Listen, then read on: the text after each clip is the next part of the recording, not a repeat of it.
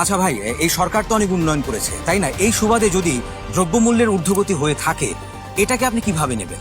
সরকার তো সরকারের বাপের টাকা উন্নয়ন করে না, আমার টাকায় করছে, আপনার টাকায় করছে। হ্যাঁ, কেউ কি কারো বাপের টাকা উন্নয়ন করছে? আমার আপনার টাকা দিয়ে দেশে উন্নয়ন হইতেছে, এটা নিয়ে তো আলাদাভাবে বলার কোনো কিছু নাই। উল্টা ঋণ বাড়তেছে দিন দিন। মনে করেন এই যে মেট্রো রেল হয়েছে, সেতু হয়েছে, পদ্মা সেতু হয়েছে, তারপরে এই যে এলিভেটেড এক্সপ্রেসওয়ে হয়েছে, এরকম কত সড়ক হয়েছে, যা কিছু হয়েছে সবকিছু তো আমার আর আপনার টাকা দিয়ে হয়েছে। তার ভিতরে বাইর থেকে টাকা খরচ করা হয়েছে, কিন্তু যেই পরিমাণ টাকা এখানে মনে করেন খরচ করার কথা ছিল, ওই পরিমাণ টাকা তো এখানে খরচ হয় নাই। এই মেট্রো রেলের যেই পরিমাণ টাকা বাজারে দেখানো হয়েছে, ওই টাকা দিয়ে এরকম 10টা মেট্রো রেল করা সম্ভব ছিল, কিন্তু ওইটা তো হয়ে ওঠে নাই ভাই। টাকা পাচার হয়ে গেছে বাইরে, ঠিক আছে? এতে কি হয়েছে, এই ঋণ যেটা আপনিও লন নাই আমিও লই নাই, সেই ঋণের জন্য এখন খেসারত দিতে হইতেছে। মাথা পিছু সবার ঋণ হয়ে আছে কয়েক শত কোটি টাকা। আপনি ঋণ নিছেন, আমি ঋণ নিছি, কিন্তু এটা তো আমাকে দায়ভারের ভিতরে পড়ে গেছে ভাই। তাহলে এই উন্নয়ন নিয়ে আমি কেমনে করে কথা কমু বা কি কথা কমু? হ্যাঁ, বাজারে গেলে আগুন জ্বলতেছে ভাই।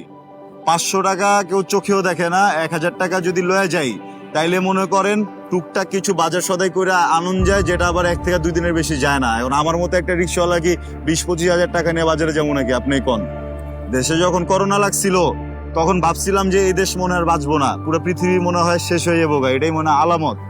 তখনও মনে করেন কোন রকম ভাবে আমরা 500 টাকা লয়ে বাজারে গেলে বাজার মাজার করে আমরা আসছি, সবকিছু সুন্দর ভাবে গেছে। কিন্তু এখন দেখি করোনার থেকেও বড় করোনা আম করে গিলা খাইতেছে প্রত্যেকদিন, ঠিক আছে? হ্যাঁ, করোনার সময় 500 টাকা চলে পারছি, কিন্তু এখন আসলে কোনো কিছু করা পারতেছি না ভাই। কারণ এখন 1000 টাকা নিয়ে গেলেও ওই যে বড় করোনা মনে করেন ফোনা তুলা বসে আছে, গেলে এক ছবল দিয়ে টাকা পয়সা সব খাওয়া হয় ভাই। বাজে নেয় না, আমগো পোলা পায় না, আমগো বাচ্চা কাচ্চাকে খাইতে পারে না।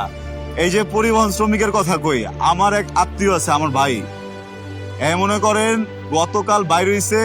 এর আগে তো অবরোধ দিছিল 34 ঘন্টার, এরপরে দিল 72 ঘন্টার অবরোধ। তো চলতেছে, রিক্সা আমি চালাতে পারতেছি না।